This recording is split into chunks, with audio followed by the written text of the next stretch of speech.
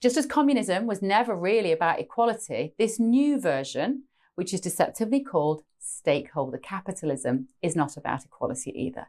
This is Klaus Schwab's "you will own nothing and you will be happy" mantra. No, you won't. You'll be miserable, you'll be weak, you'll be obedient, but hopefully sufficiently angry to try and break free.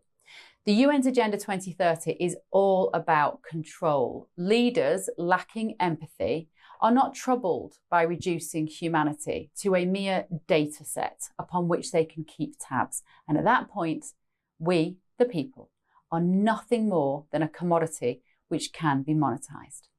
Will the people of the world comply with this technocratic vision, or will we rebel? Can we even find a different way to function outside of a digital prison? The Pact for the Future and its complementary documents are on the surface designed to create a more interconnected and cooperative world.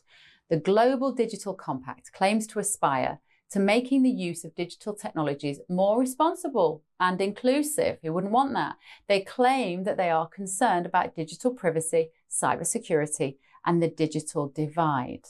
But whenever governments try to control the behemoth that is the online world, every road leads to the suppression of free speech and the ludicrous idea that someone somewhere in a lavishly glazed office can decide what is factual information and what is misinformation.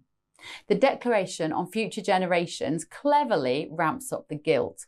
Who could possibly resist measures that would be required to protect the planet for their children and grandchildren? And yes, of course, we need to leave this world in a better state than when we found it. But this has all been decided on the publicly indisputable assumption that there is consensus on, for example, man-made climate change due to carbon emissions. This powerful technocracy might prioritise so-called efficiency. They might persuade countries to be responsible over issues such as cleaner seas, education for girls under otherwise medieval regimes, and even toilets in remote African villages. But it is so obvious in their literature, have a look, it's in your phone, it's in your apps, that the stuff which really excites them is not the expensive projects like dredging plastic from oceans or building toilets for Maasai tribes. It's the profitable stuff.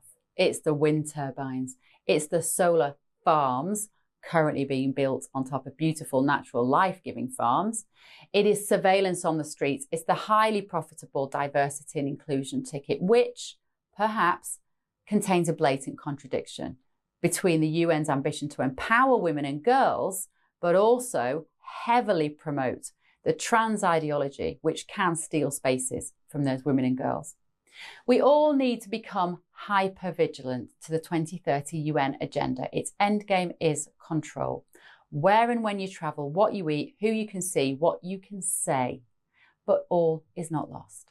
The Dutch farmers and the Canadian truckers showed what can be done when people come together, driven by the need to put individual freedoms first.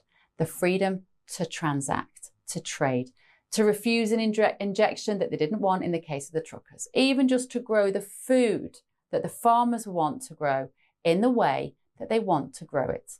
This sort of collective has immense power. Once a group of people with megalomaniacal drives and vested profit motives control the food, they control the people. So stay informed about these developments and understand their implications. Engage in discussions, ask questions, make your voice heard.